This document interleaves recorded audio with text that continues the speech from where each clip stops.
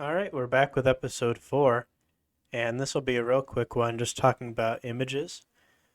So to start off, you just need to find yourself some pictures that you want to put on your website. So I have a picture of a sandwich, and I also have a GIF of one dancing. So we're going to put it right below the objective. I feel like that's a good spot. So you're going to do IMG for image. And this one's a bit weird, so before you close the bracket, you have to type SRC for source, and then the path of your image. So because it's in the same folder as my index, I can just put the name of the file. So sandwich.jpg, and then I have to do one more thing. I have to do Alt, and then peanut butter and jelly. And then I can do a closing bracket. So let me explain this real quick. The alt is alternative text. So for example, a screen reader can't know what that picture is, but it'll just read this text. Also, if the image doesn't load, it'll show this instead. Now the source. So you notice I didn't have to put the full pathway to the image. If I come up here, I didn't have to do C users, user, desktop. I didn't have to do all that. The reason I didn't have to do that is because it's called a relative link. So relative to the index, there's no pathway. It's in the same folder. So for example, if I put it in an images folder, I put the sandwich in there and the dance in there, I might have to refresh my page.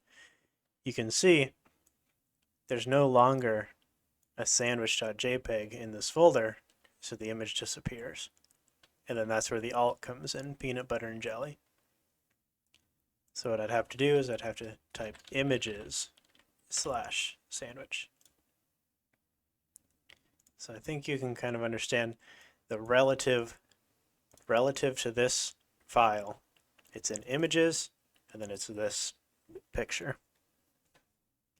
So you can also do animated images. So if I do dance.gif, you can see on the web page you got a dancing sandwich.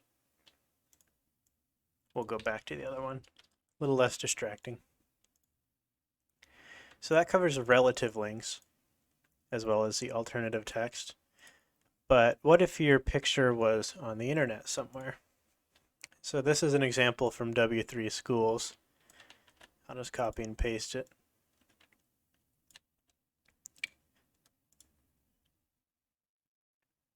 There we go. You can see it has to go onto the internet and fetch this image before it can display it. You can see it took a little longer. Now this is definitely not recommended to do for multiple reasons, namely copyright, and also if W3 Schools went down, or maybe they changed this file name or deleted the image, your website would break. So if your image is not in a relative path from your HTML file, you'll have to specify the full path. There's a couple more things you can do in the image tag. So you can change the dimensions of the photo.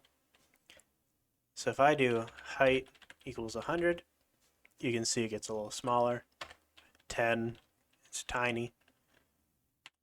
And if you just specify height, then the width will automatically change. But of course you can specify the width as well. And I got lucky there. I don't know the dimensions of this, but if you specify both, you got to make sure that you scale it correctly. You don't want the image to stretch out. So if I do like 500, you can see that does not look good. So we can specify dimensions. We can also add a little tooltip when you hover over it. In that case, you just do title equals and whatever text you want. It's different from the alt tag. This is just what appears when you hover over the image. And that's all you need to know for images. So I can actually change this to dance.gif if I wanted to. You can see it's a little out of proportion. So I'll just remove the width, and there you go, it'll fix itself. So thanks for watching, I hope this helped. Tune in for the next one. Please remember to like, comment, and subscribe. Thanks.